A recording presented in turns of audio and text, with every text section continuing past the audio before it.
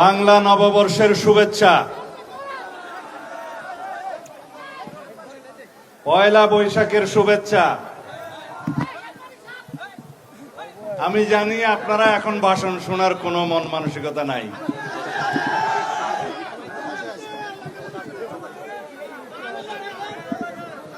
বাংলাদেশে সকল জনগোষ্ঠীর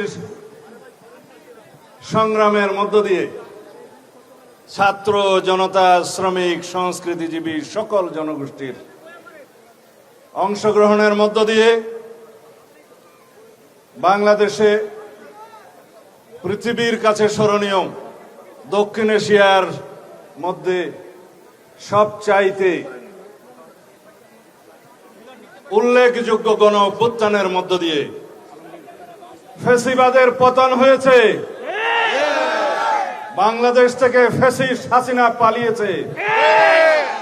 বাংলাদেশে আওয়ামী লীগের অপরাজনীতির বিলুপ্তি হয়েছে। শেখ হাসিনার রাজনৈতিক মৃত্যু হয়েছে। আওয়ামী লীগ এবং শেখ হাসিনার দাফন হয়েছে দিল্লিতে। আওয়ামী রাজনীতির মৃত্যু ঢাকায়, দাফন হয়েছে দিল্লিতে। আমরা কি এখনো ভারতীয় সংস্কৃতির আগ্রাসন থেকে মুক্ত হয়েছি? মঙ্গল প্রদীপ, মঙ্গল শোভাযাত্রা, মঙ্গল ঘট, মঙ্গল কাব্যের ভাবাদর্শী সংস্কৃতি একটি নির্দিষ্ট জনগোষ্ঠীর, ধর্মীয় গোষ্ঠীর সংস্কৃতি হতে পারে। আমরা তাদের সেই সংস্কৃতি পালনে সর্বোচ্চ স্বাধীনতা নিশ্চিত করব, কিন্তু এই ভূখণ্ডের, এই বাংলাদেশের হাজার বছরের আবহমান কালের লালিত যে সংস্কৃতি, পালিত যে সংস্কৃতি, সেই সংস্কৃতির বৃহত্তর জনগোষ্ঠীর সংস্কৃতি, যে স্বাতন্ত্র সংস্কৃতি এবং ধর্মীয় মূল্যবোধের সংস্কৃতি, তাকে বিকৃত এবং বিস্মৃত করতেই মঙ্গল শোভাযাত্রার প্রচলন করেছিল 1996 সাল থেকে আওয়ামী লীগ। বাংলাদেশ জাতীয়তাবাদী দল সারা বাংলাদেশে আজ একদম আড়ম্বরপূর্ণভাবে উপজেলা পর্যায় থেকে জেলা পর্যায়ে, মহানগর এবং কেন্দ্র পর্যন্ত পয়লা বৈশাখ আমাদের ঐতিহ্যকে ধারণ করে যেভাবে আমরা পালন করছি, একটি মেসেজ জাতির কাছে আমরা দিতে চেয়েছি।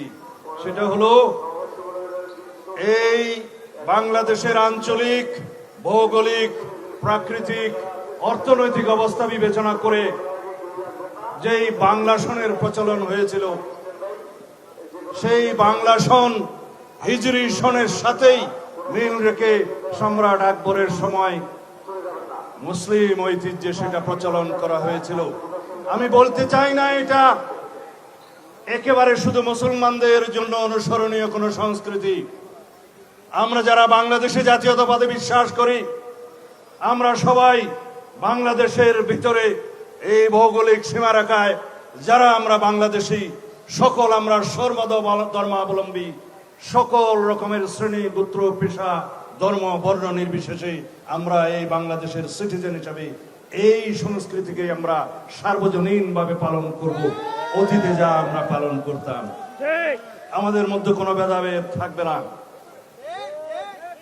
যারা মঙ্গল শোভাযাত্রার নামে অতি পৌরাণিক, পৌত্তলিক, জাগতিক বহির্ভূত, অতি জাগতিক সংস্কৃতির চর্চা শুরু করতে চেয়েছিলেন, সেটা জাতি গ্রহণ করেনি। আমাদের এই বৈশাখী শোভাযাত্রা, আনন্দ শোভাযাত্রা, পয়লা বৈশাখের শোভাযাত্রা আমাদের ঐতিহ্যের অংশ। সেটা আমাদের জাগতিক শোভাযাত্রা, আমাদের সংস্কৃতির অংশ। বাংলার বৈশাখী মেলা, বাংলার তালপাতার পাখা এবং বাঁশি, এটি আমাদের সংস্কৃতি। আমরা পান্তা ভাত খেয়েছি, আমরা ইলিশ মাছ খেয়েছি, আমাদের সংস্কৃতির মতো করে আমরা উদযাপন করেছি। এটিকে যেন ধর্মচর্চার পর্যায়ে কেউ না নিয়ে যায়, আমরা এই সমস্ত বাংলাদেশের মানুষ সকল নাগরিক সাংবিধানিকভাবে আমাদের মধ্যে কোনো ভেদাভেদ নাই। আমরা এই দেশের এই ভূখণ্ডের সংস্কৃতিকে হাজার বছর থেকে লালিত সংস্কৃতিকে পালন করব, লালন করব, এগিয়ে নিয়ে যাব।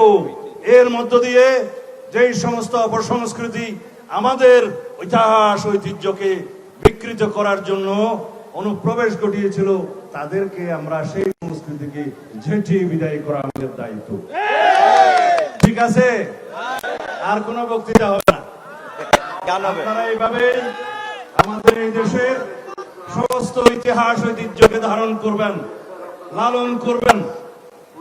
ভিনদেশী অপসংস্কৃতি এগুলোকে আপনারা বর্জন করবেন, এটা আমাদের অনুরোধ, আমাদের আহ্বান।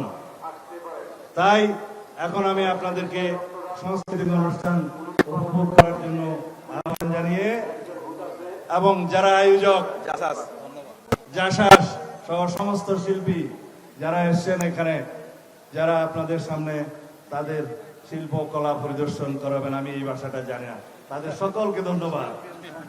হ্যাঁ, শিল্পী এবং ধন্যবাদ, তাদের সবাইকে ধন্যবাদ।